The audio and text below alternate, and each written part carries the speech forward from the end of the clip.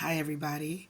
It's me, Chrissy, and excuse me, I'm a little hoarse, but hey, YouTube, I'm back for marriage tips, and it is Tuesday afternoon, and I'm going to do a part two of my marriage tips that I did last week. So let me just introduce myself for those of you who are just tuning in. Ask that you would subscribe to my channel if you like the information that you're getting from me. My name is Chrissy Ellis. I am married to Christopher Ellis of the Lions Den. You guys will see him online doing, you know, maintenance things. He always gives you good tips about how to fix things around your house or your car. And you guys will see him post videos about different situations with cars. He really loves cars. So, and we've been married for it'll be 28 years this year.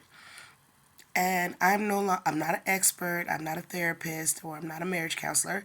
I'm just somebody who has been happily married for a while and have gone through ups and downs in my marriage and wish that I had someone to help me out with tips like I'm doing today.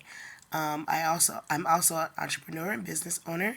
I am the owner of Chris 76 All Natural Skincare products, and you can order your skincare products if you have eczema, psoriasis.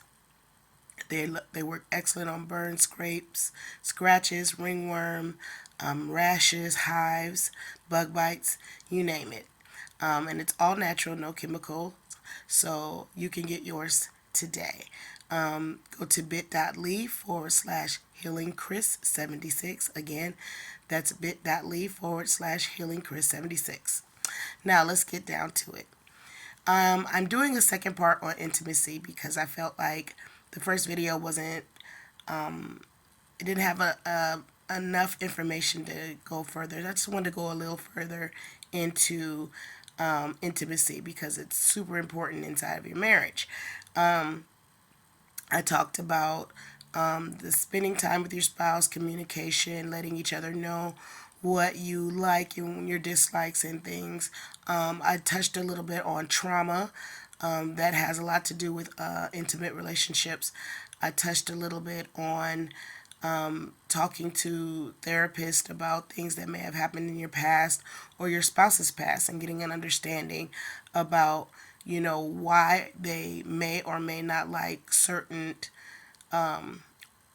things in your marriage, certain intimate situations in your marriage.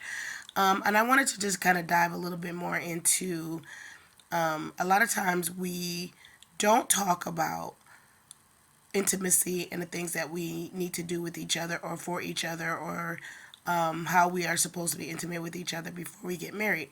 We're so excited and so infatuated with each other. We just want to talk about just a lot of other stuff.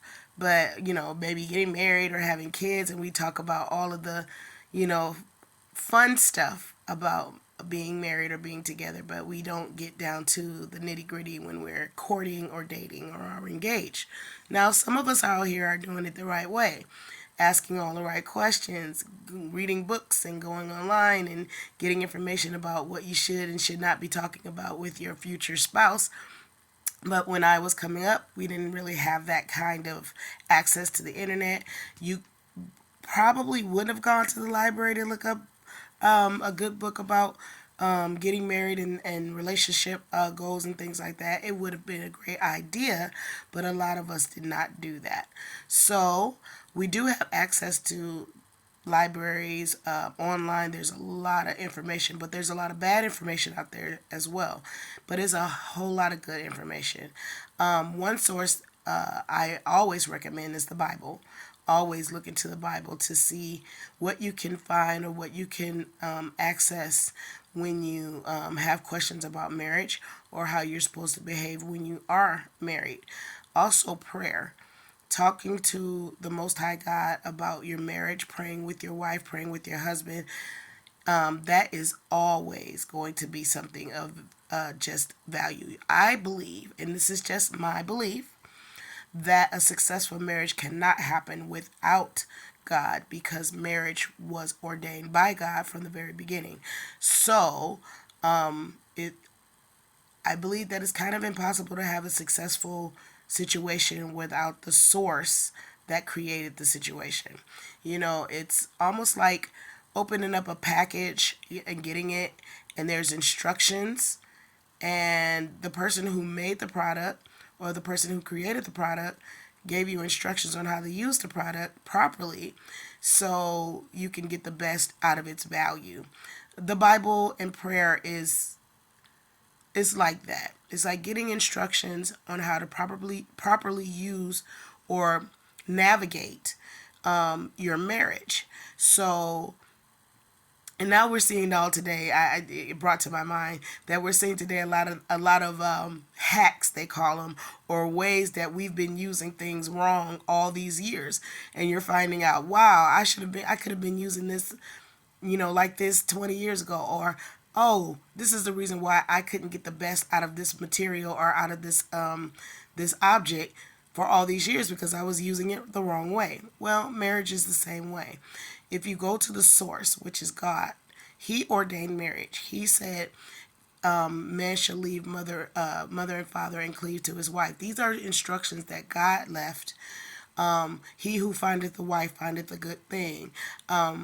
Husbands, love your wives as Christ loved the church and gave himself for it. These are things, instructions, and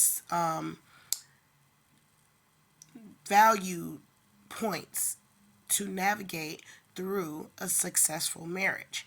How you're treating your wife, how you're treating your husband, how you're talking to your spouse, how you're being intimate with your spouse. All of these things are in the Bible, and you can also pray and ask God to guide you for the formula for your marriage. Now, all marriages are different. Everybody knows that. Everybody is different. There are similarities in marriage, but each marriage has its own different formula. And it's up to you and your spouse and the Most High God to work the formula that you all have created for yourselves and be honest and transparent with each other so you all can get to the part where you're just enjoying a successful, intimate relationship. With that being said, making sure that you have your foundation set is very important with a marriage. My lighting seem to be